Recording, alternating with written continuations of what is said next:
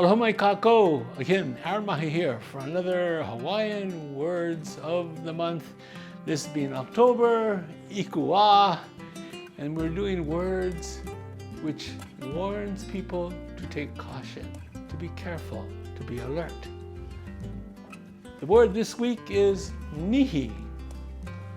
To be careful and aware with observation and alertness.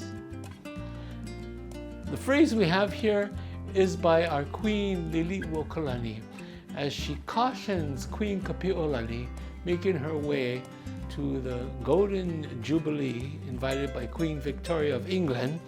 She says to her in a song, "E nihi kahele, mai ho'opa." Be cautious in your travels, avoiding frivolous distractions. Again, words of caution. We thank you for joining us. These are presented by Partners in Development Foundation. And again, Eola Ka'olelo Hawaii. Aloha.